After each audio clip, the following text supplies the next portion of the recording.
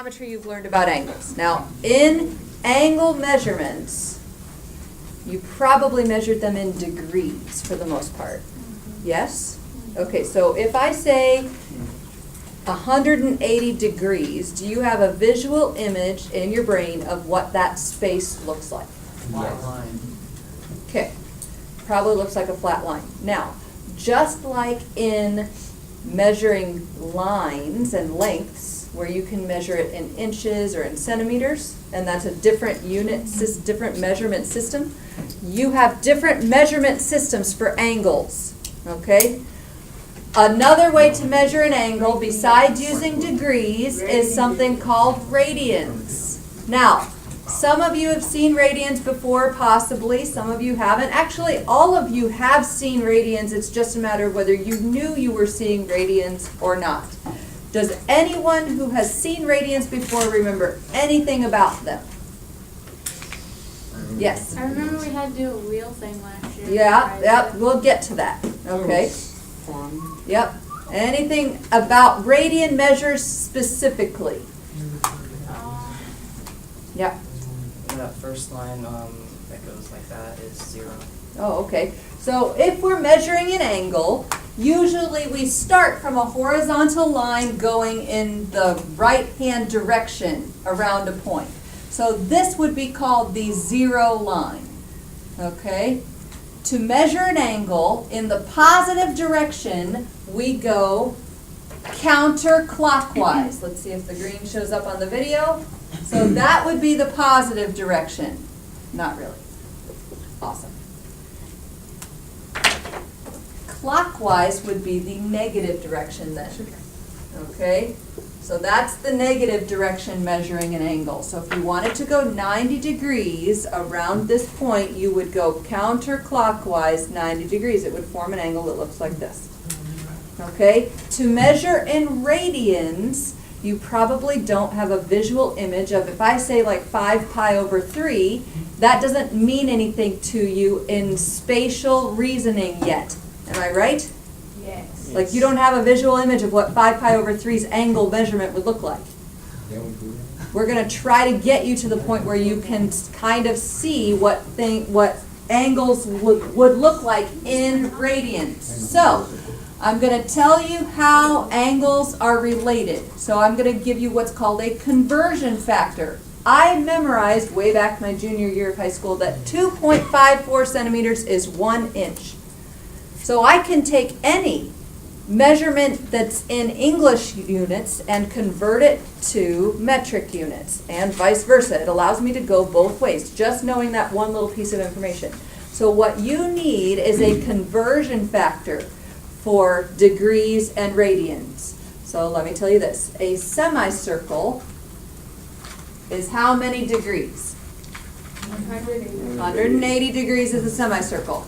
That is also pi radians. So 180 degrees is pi radians. Okay, and we're converting right now.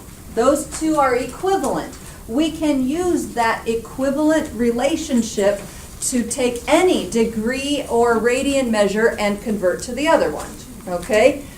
Some people also would rather work in full circles. So a first full circle is how many degrees? 360. So 360 degrees is 2 pi radians, okay? A full circle is 2 pi, one complete revolution. Does that make sense so far? So far, so good. Now that you have a conversion factor, I do not care which of these two conversion factors you would rather use. You can use any equivalent measurement for a degree, for the degrees of an angle and the radians of an angle to convert any angle from degrees to radians. Okay, so these are the two most common. That's all I'm saying. All right, let's try this. Let's see if you really understand what's going on here. Okay, so if I want to, this is now an example, okay, this is a problem. We haven't done any problems yet. Here's a problem. Convert. If I want to convert, let's go with 75 degrees. into radians. Convert 75 degrees to radians. Okay, how am I going to convert 75 degrees to radians? Does anyone have an idea? Go, Jasmine. There's lots of ways you can do this. That's why I'm kind of asking, really, what's your opinion? 180 over pi equal to 75 over r. That'll work. You're setting up a proportion. That is a fine way to do it. That's not the only way to do it. Anybody else have another use some problem solving strategies here. If you had to convert 75 degrees to radians, what would you do? Like she set up a proportion. That may not be how the rest of you do it. Last period I had some people say, well, I'd think about the fact that a semicircle is pi, and then I'd try to figure out the fraction of 180 degrees that 75 degrees is, and I'd just put a pi on that answer, and that's fine too. Okay, you're finding the fraction of pi that is 75 degrees. So 75 degrees, if I were to draw it, 75 degrees would be, let's see, not quite 90 degrees. How much shy of 90 degrees is 75? 15 degrees. Okay, so I'm going to go like right about there. Okay, that's probably not even accurate. It probably needs to be a little bit stronger of an angle. But let's say that this right here is 75 degrees. Okay? To convert to radians, Jasmine pointed out that we could take 75 degrees over our radian measure. If we divide those, we should get the same fraction as if we take 180 degrees and divide it by pi. These are proportional. They should have the same ratio. That's the power of a conversion factor. Okay? You can use 360 and 2 pi. Again, you can use any equivalent degree and radian measure to convert any other angle measure. Okay? The important thing with a proportion is that you put the similar type things in the same position. So all the degrees are on the top of my fractions here. All the radians are on the bottom of my fractions here. You have to have that in the case. You don't want the similar things being diagonal across from each other. Does that make sense? You want them in the same positions. So 75 degrees is to x as 180 degrees is to pi. Now we just need to cross multiply to solve this proportion. Again, this is not the only way to find what radian measure is 75 degrees. There are lots of ways to do it. But if we cross multiply, we get 75 pi equals 180x. And then we solve for x by dividing by 180. Okay?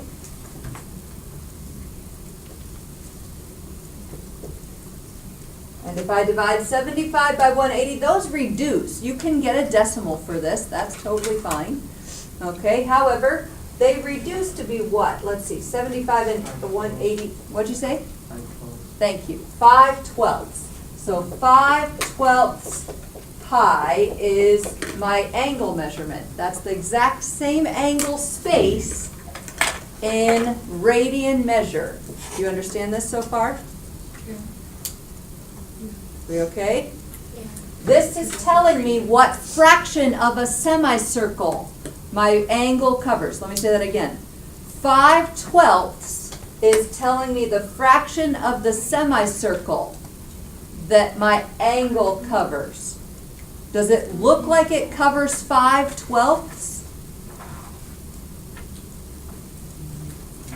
Let's see, a semicircle would be a straight line, right? Yes. Does it look like it covers 5/12 of that? Yes. Some of you are like, I don't really have a frame of reference for 5/12. Think of 6/12 as 1/2. Does it look like you're 1/12 less than half of the half of circle, so a quarter of a circle? Does it look like you're, okay, so this answer should make sense.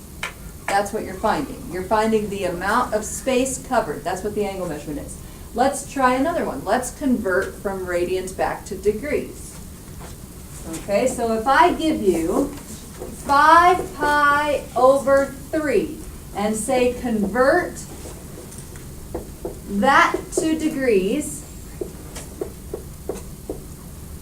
We can again use a proportion. You do not have to use a proportion. However, it will work very well if you do. I'll use a proportion for this one because we did that on the first one.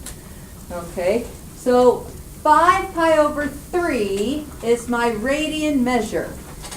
To set up a proportion, I have two fractions that are equal to each other. How do I set this up?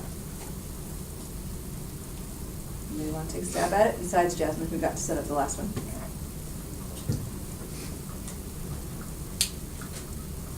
To set up a proportion to solve an angle measure, how are you going to do it?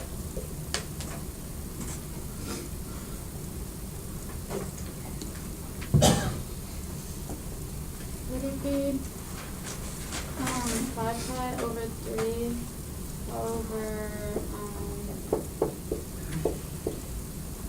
x? Yep, because we don't know what that measures in degrees. That's fine. And then that's going to be pi over 180. That's fine as well. And then you could put pi over 180 degrees. If you put the radian measure on the top, you have to be consistent in both fractions, keeping the radian measure on the top. You did it just fine. Okay, now solving this proportion, you can just cross multiply. Okay, now let's actually work through this because there's some shortcuts you can take. So you get pi times x on one side of the equation. On the other side of the equation, you get 5/3 pi times 180. Anyone know how to multiply those? 180 over 1. Yep, put 180 over 1. And then you can reduce across, right? So cross cancel. 180 and 3 reduce to be 60. And 1. Huh? There's not 1. 1 on the bottom. 3. Oh yes, 3 reduces to be 1. I see what you're saying. So we get what? 5 times 6. 5 pi times 60. And 5 times 6 is 30. Slap another 0 on the end of that. You get 300. So this is actually 300 pi is equal to pi times x. So what is x? 300. So 300 degrees is the same as our angle measurement. Let's sketch it just to make sure this makes sense. Okay, so 300 degrees. Do you have a concept of how big 300 degrees is in an angle? Almost About 3. 3/4 of a full circle. Okay, it's actually a little more than 3/4 of a full circle. Okay, so it's something like this. Here's the point that I'm going to rotate around. I'm going to go a little more than 3/4 of the circle. I'm not going to go quite all the way of a full revolution. So we'll say it's like that large. Does that look like it could be 5/3 pi? How do you know that? How do you have a concept of what 5/3 pi looks like? Talk me through that a little bit. Yeah, what do you think, Jacob? Did you have thoughts? How do you know how big 5/3 pi is, Trevor?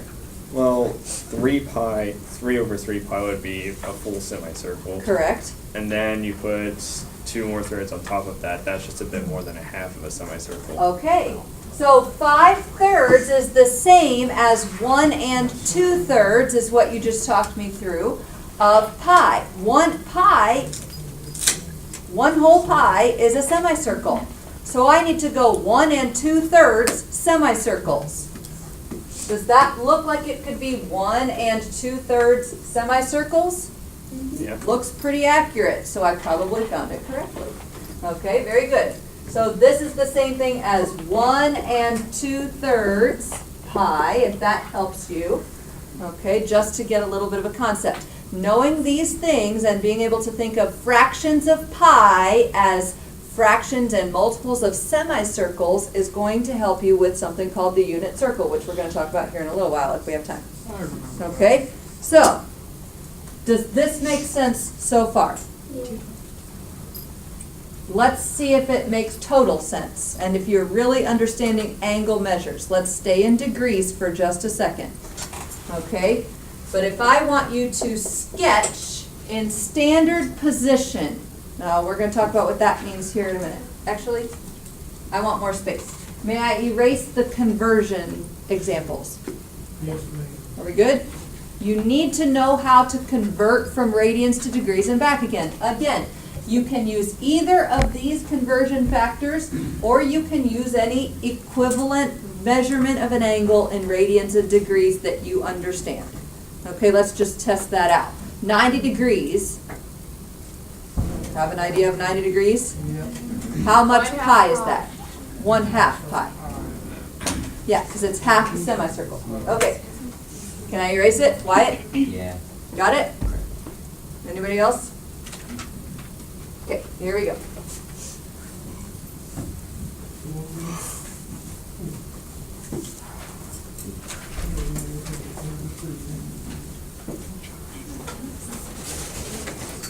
So let's talk about angles that have equivalent pictures. Now, I'm not going to be graphing angles with you today. Okay, we're not going to graph angles yet. However, we can sketch what an angle looks like in order to illustrate its spatial amount that it takes up. Okay?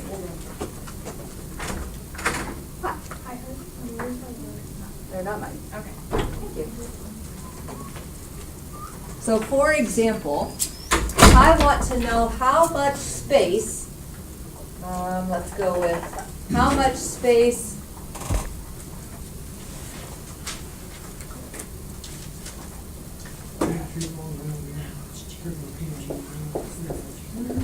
$540 degrees. What does that angle look like? Anybody have an idea of what 540 degrees looks like? Can you even have an angle that's that big? We had that discussion a little bit third period. How do you have an angle that's bigger than 360 degrees? Tristan, what do you think? Sure, talk me through this. How are you going to find out what the angle measurement 540 degrees looks like? It'd be 3 pi. Well, that's an interesting concept. Okay, so if I have a point that I'm rotating around, I need to go 3 pi, you're telling me. You converted already in your head. Okay? 3 pi is the same thing as what in space? Like, how do I graph 3, or how do I draw 3 pi? A circle and another half circle. Okay, so I need to go 1 full revolution and another exact half revolution. So 540 degrees, you're telling me, would be 3 pi, 1.5 revolutions. That's totally fine. Okay? Now, does that make sense to you so far? That's 540 degrees. Now I'm going to give you a definition. Ready? Coterminal angles are angles that have the same starting side and ending side. Okay, so for this one, coterminal angles would need to start here and end here. All right? They need to start here and end with their terminal side going that direction at the 180 degrees. What's up? So would 180 degrees be a coterminal? It would. 180, you got it. Okay, so coterminal angles are angles that have the same initial and terminal sides. That's what the starting side and the ending side are called. All right, so a coterminal angle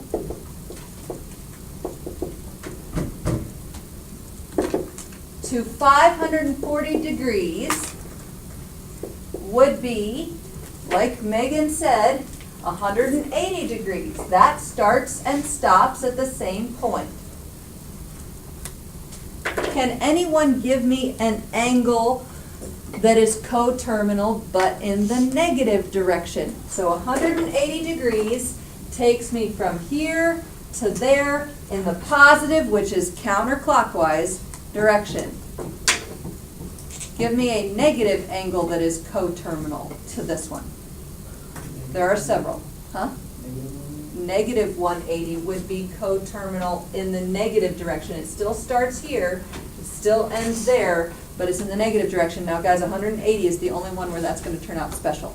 Okay, you get the same measurement, positive and negative, that starts you and ends you at the same position. Usually they're very different numbers. Jasmine, what were you gonna ask? I don't get how they start and end in the same spot. Okay. They start in an opposite spot. Just imagine a rotation of 360 degrees, and then just cut that out at 540. That marker is shot. Hang on just a minute. One's on one side of the dot, and one's on the other side of the dot. So like the 540 and same- 80 and 180 in the same spot. I understand that, but like, how is 540 alone a coterminal angle? It's not. Oh, okay. So you have Coterminal two- angles are You pairs. have 2 degrees. Yes. Okay. Coterminal angles are pairs. So 540 would be coterminal with 180. It would be coterminal with negative 180. It would also be coterminal with negative 540 degrees. Okay, so you have to have 2. Yes, their coterminal angles are pairs. Okay, any other questions so far? Still a question about how they start and end at the same spot, or no? No. No. Okay, I was trying to illustrate that a little bit with the arrow marks. Okay, it's difficult to illustrate the angle shading though. Okay, are we good? So far? You understand what coterminal angles are? You understand how to convert from radians to degrees and back again? Okay, I think we're ready to go on to calculating arc length. So here we go.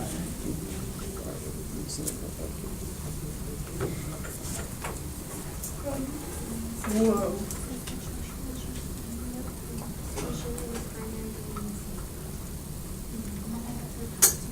The arc length, if you have a circle with radius r, the arc length is going to be the distance traveled along the edge of the circle. You've done this before, I believe, in geometry. However, that doesn't mean that we remember how to do it or how to calculate this or anything like that. Okay? If we had lots of time, I would maybe let you wrestle with this a little bit more and say, if I want to find out how far something running around this circle travels, how can I figure that out? Because you actually have the tools to figure that out, probably rolling around in your brain. What do you think? That was in geometry, wasn't it? Like you find the angle, then you can find the outside of the. The central angle is very critical to the arc length because how much of the circle, let me say this again, the fraction of the circle that you are covering is very much related to the fraction of the total distance around the circle that you will travel. What's the total distance around the circle called? Circumference. Does anyone remember the formula for circumference? 2 pi r. So let's generalize circumference a little bit. The arc length S is equal to the central angle measurement, which is called theta. So theta is from the center out. Okay, in geometry you have angles that are like justified over here on the other side of the circle, and those are inscribed angles. We're not talking about that right now. Okay, we're talking about central angles. In trigonometry you almost always have the central angle measurement, so that's what we'll be dealing with. So the central angle times the radius will equal the arc length. Now, just associate that with circumference for a second. Okay? Circumference is 1 full revolution, right? 1 complete length around the circle is called circumference. So by saying the circumference equals 2 pi times the radius, or 2 pi r, does that connect to this formula? Yeah. Just a bit. Circumference is the distance traveled on the arc around the circle. 2 pi is kind of like theta. How does 2 pi give you the distance traveled around the circle? 2 pi is 360 radians. 2 pi is 360 degrees. 2 pi is one exact full circle in space. So therefore, you are taking one exact circle's angle measurement, multiplying it by the radius, and that equals your arc length. Okay, so anytime you want to find the arc length of something, take the amount of the circle you cover in angle measurement and multiply it by the radius. The radius does matter because if you have a much larger circle around the same center, it's going to have a much different arc length for the same central angle. So the radius does matter. Does that make sense? Yes. The radius definitely, the arc length definitely depends on the radius. Yes? So you're saying we find the circumference and that equals theta, kind of? Or wait, I didn't understand. 2 pi would be the theta or angle measurement for a full circle. Okay. Does that make sense? Yeah. All right. The circumference would be like the S or arc length. Okay? Yeah. Does that answer your question? I was just confused a little bit. I got it. Yeah. So this right here is a much more general formula than C equals 2 pi r, but C equals 2 pi r can help you remember the arc length formula if you are trying to, like maybe you've already memorized this. Well, if you've already taken up space in your brain memorizing this, you might as well not try to memorize something else. Just understand that circumference is the angle measurement times the radius. One full distance around the circle is one exact angle measurement of a full circle times the radius. Makes total sense. When would you use this? Well, I guarantee that you use this. Or I guarantee you could use this, I should say. So if I have a car tire, yes ma'am? So what, S? S is the arc length, or the distance on a curve going around a circle. It's very difficult to measure a curve length. Like you can't really do it unless you have a measuring tape, the thing that you use to like sew, one of those bendy things that you can't really measure an arc. So you have to have a way to actually calculate what it would measure using straight lines and maybe a protractor, because not everybody would have, I know not everybody would have a protractor either. However, you are more likely to be given the angle or to know what fraction of a circle you're covering or something like that, okay? So let's say that in a car, I want to go from here 300 feet down that road right there that's outside the window. Okay? So let's say I want to travel 300 feet. Here's an example of how this is used. If I want to travel 300 feet, and I have a car tire, let's say I'm driving my husband's big truck, and that truck has like 18-inch tires, okay? So 18 inches is the measurement of the radius of the tire. Did you know that? Okay, you do now. So when they tell you what size tires you have, that's the radius of the tire. So if I want to drive 300 feet, how many revolutions is it going to take that tire to do that? How do I figure that out?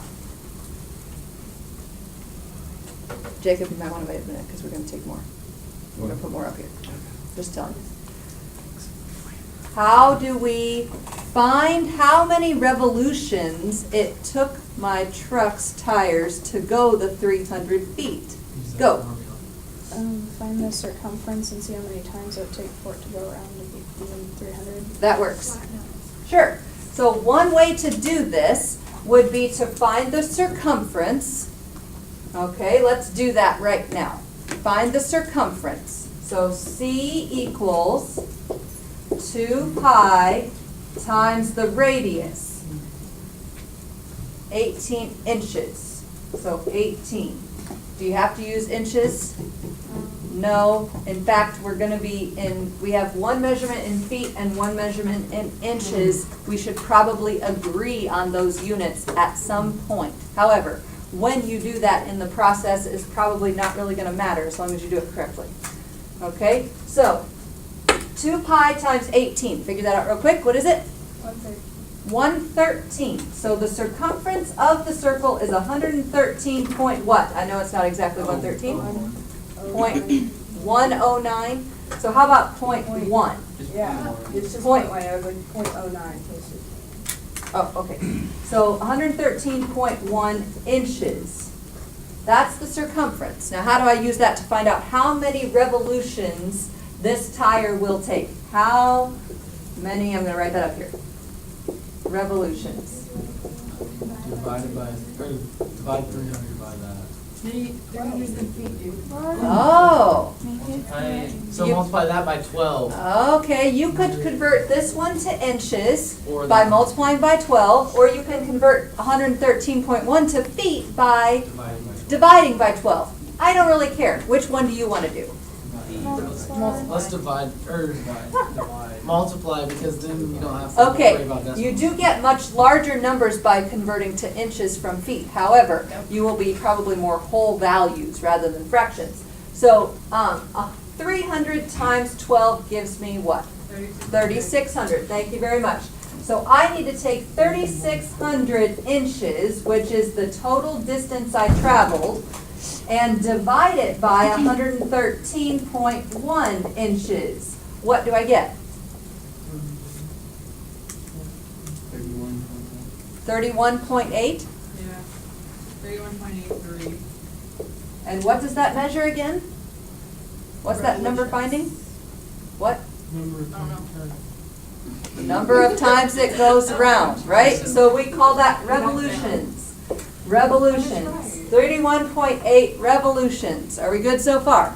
This is not the only way to do this problem, because we have this little handy-dandy formula right here that says arc length is equal to the angle measurement times the radius. We could probably use that instead of finding one full circle, one exact circle, and then like converting that to multiple times and fractions of circles. We can probably shortcut that a little bit and just find the angle measurement that 300 feet gives us. So let's think about this. Arc length is equal to theta times the radius. So this is now going to be part of that example, and we're going to use this formula right here. So the arc length, that would be kind of like my 300 feet. Now we already converted that to inches, so we might as well just stay in inches. So 3,600 is the same thing as the distance I travel. The roll of toilet paper was going to kind of illustrate that for you. Because if you set your tire on the ground and you start it rolling, you can measure the length by how many times that thing goes around. That worked much better this period than it worked last period, because last period went at an angle. So you get the idea. I'll pick it up in a minute. The angle measurement times the radius. The radius is my 18 inches. Okay, and then divide. So 3,600 divided by 18 gives me what? Uh-oh, Ethan, what's up? Do you have a question? I thought maybe I made a mistake or something. You were going to point it out. Because that's possible too. I'm getting a little bit fast here. So 3,600 equals theta times 18 inches. Divide and I get 200 equals theta. Great. How do I tell how many times this thing went around? What's the matter? 200 what? Exactly. 200 what? Would it be inches since you divided by What does theta measure? degrees? Not necessarily. However, I will ask this. 3,600 is in what units? Or inches? Inches. If 3,600 is in inches, what's 18 measured in? Inches. If I take inches divided by inches, what do I get? Inches. They cancel. They cancel. Oh. So you're left with no units. Guys, no units is radians. Okay, if there are no units labeled on your picture, then the degree or the angle measurements are in radians. Okay, so here this is actually a radian measure. Now, Megan, that question actually is pretty good, because what are we trying to find again? How many revolutions? How does the angle measure help me find the revolutions?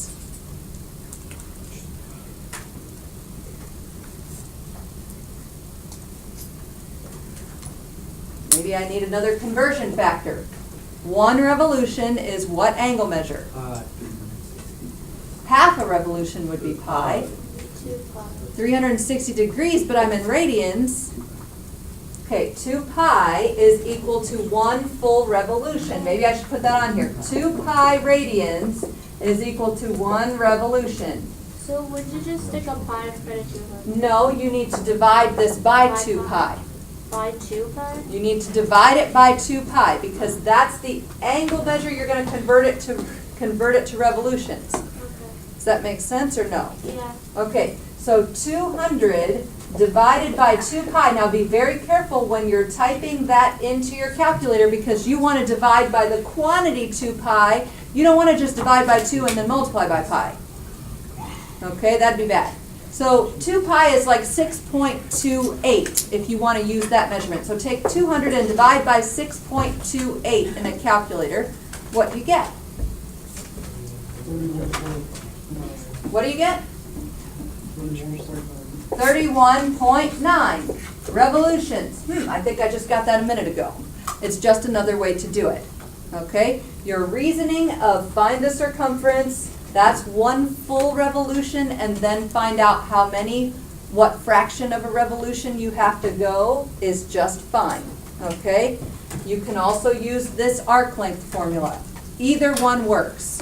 Does that make sense? Why did you divide it by 2 pi? Because we need to convert this, which is an angle measurement, to this, which is in revolutions. 2 pi is 1 revolution. I used this right here. Does that make sense? Good. Can I make my You're what? Yes. how do you? Okay. Are we good on this? So far, so good? Okay. Erasing? Hold on. Holding?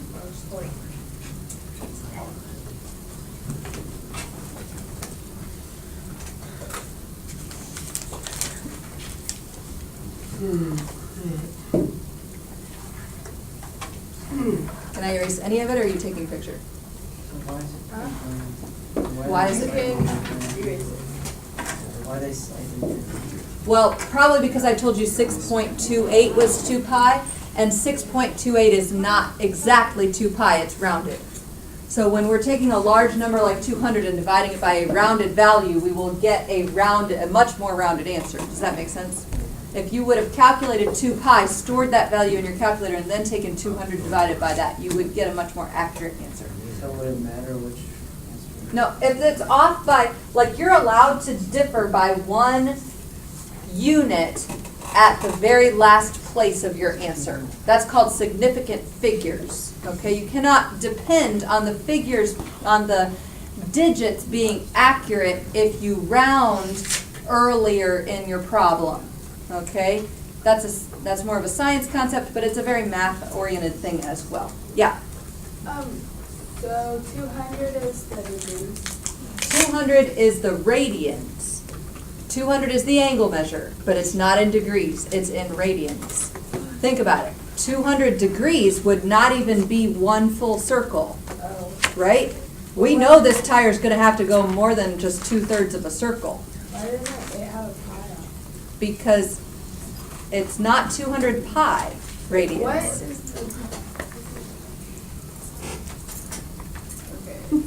Pi is an actual measurement in radians. Pi does not, it's not a label of radians. You would actually have to write RAD to label radians. If there are no units, then your measurement is actually in radians. This is the mathematical way to measure an angle, instead of the geometric way to measure an angle. Yeah.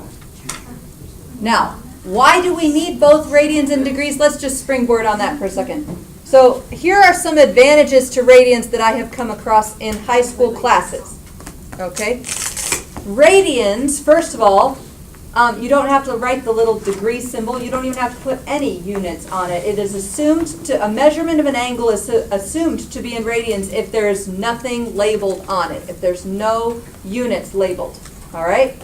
So it's less writing, first of all. Second of all, usually, if you are graphing, you want to be in radians, because if you are in degrees, your angle axis would need to go from like 0 to 360 just to get even one full revolution accounted for. Those are very large numbers. 0 to 2 pi would give you the exact same picture in radians, and 2 pi is 6.28. Those are much smaller numbers. So the graphing aspect of it is much easier if you are in radians, usually, okay? Plus, all math classes above geometry deal in radians. But those are some reasons why they deal in radians. So 200 is a radian measurement. So it's like 200 after you like multiply pi into it? Yes, Okay. 200 is already including the pi. Mhm. So if you took like 200 divided by pi, you would get like a number and then just put pi on the end of it? Sure, you could. And then that'd be like normal? That'd be the same, yeah. Okay. That would tell you the fraction of pi that you need to have as revolutions. Okay, I think we're beating this problem to death. So, can I erase what's on the board? Yes. Yes. Okay. I'm even going to erase this little thing over here. I keep saying no, I'm sorry. I'm like switching erasers. That one's not really on this here. Why is that been from me? I was like, I'm not allowed to do it.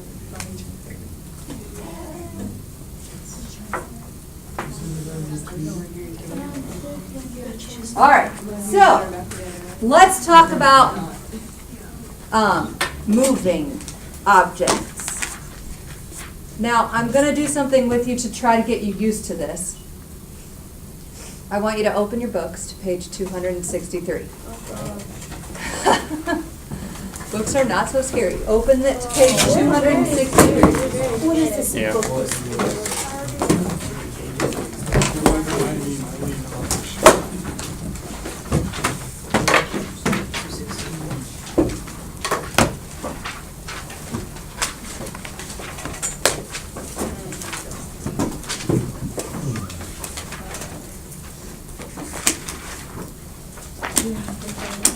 We're going to look at the purple box that is at the bottom of page 263. We're going to try reading your textbook, and we're going to read it together, because some of you have probably not even attempted to read your textbook before. What do you mean didn't record Oh my god. So some of you have probably not even attempted to read your textbook thus far. There. Kara's like, I'm going to move.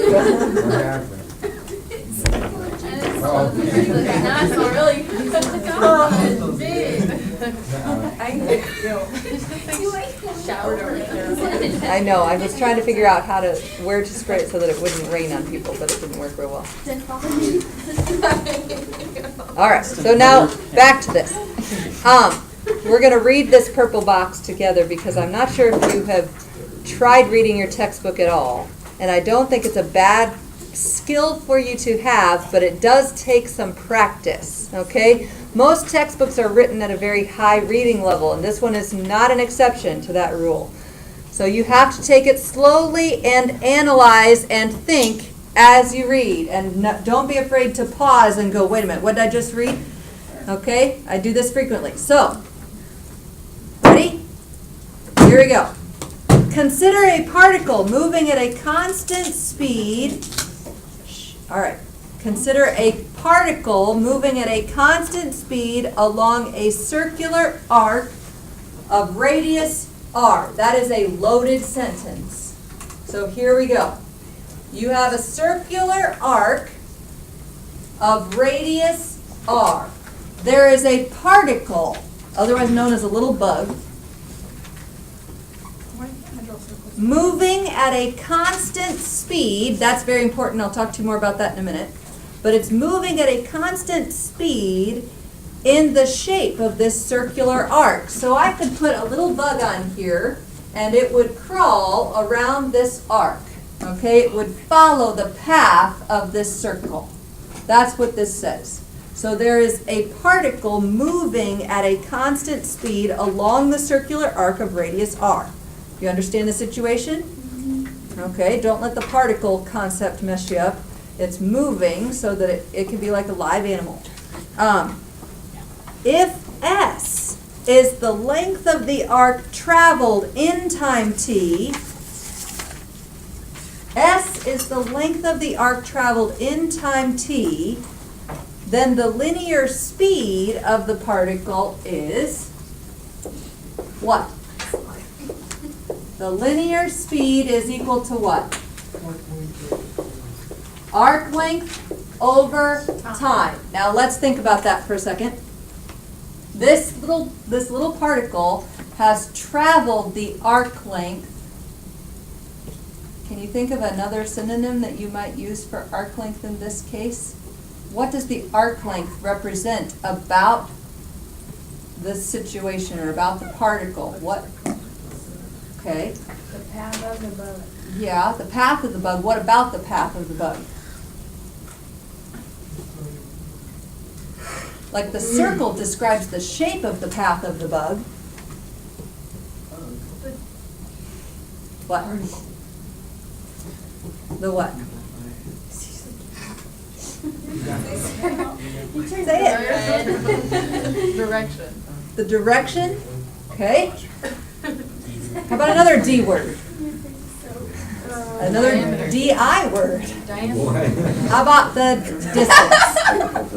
Diameter does begin with a D and I. Guys, the arc length, okay, so that, I did not say that quite as well as I did last period, because they did not have trouble coming up with that. So the arc length is synonymous to the distance that the particle will travel. Think about that. Does that make sense?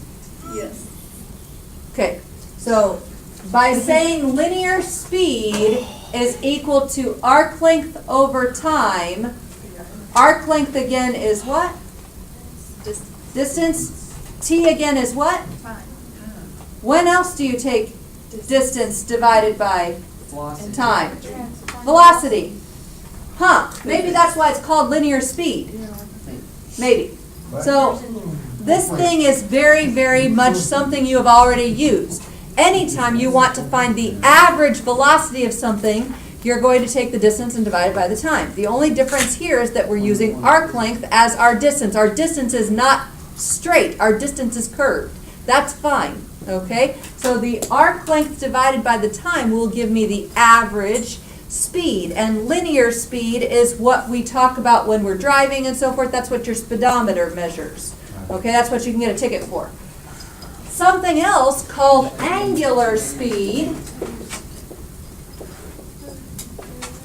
Okay, so I just gave you a practical application of linear speed. Your car's speedometer is measuring the speed at which your tires travel a straight path. Okay?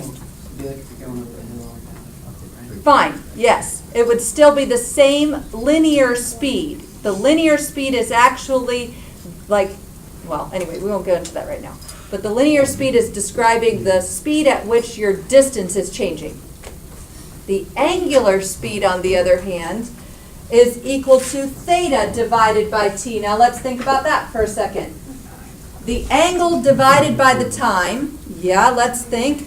Angular speed, I would need to take the total angle measurement and divide it by the time. I'm still kind of taking distance and divided by time. It's just a measurement of an angle for my distance rather than a linear length. Okay? This has a practical application. Can you think of any times, let's just tell you because of time, orbits are a good time when you might want to talk about angular speed. Angular speed is not something that's quite as tangible to you, and it's not something you've used quite as often. You probably have not experienced it as much, except like how fast the moon orbits the Earth or how fast the Earth orbits the sun can be represented by angular speed. Now I know those orbits are not circular. However, they are still related to angular speed. It's just not exactly this type of relationship. That's what angular speed is measuring, though. It's measuring like how fast something is changing with respect to a center. Does that make sense? Okay, so you will have problems in your homework that have to do with both of these types of speeds. You'll probably be given the measurements that you need. You just plug them in and actually calculate what you're asked for. We are going to have to save the unit circle for Tuesday, which means your assignment, you're going to have questions on it, but anything having to do with the unit circle, I may punt and say, nope, we got to save that for after we talk about the unit circle. We will talk about it on Tuesday. If your devices were up and going and you were kind of like, yeah, I feel comfortable with this, I might give you a video on the unit circle, but I'm not going to do that right now. So we will talk about the unit circle on Tuesday. Your assignment's on My Big Campus. Did everybody get it or no? What page is it? I couldn't open that. Page 265 to 268. Page 265 to 268. I think you could probably take a picture of those pages in your textbook and be able to read the problems sufficiently. On here, right? I told them.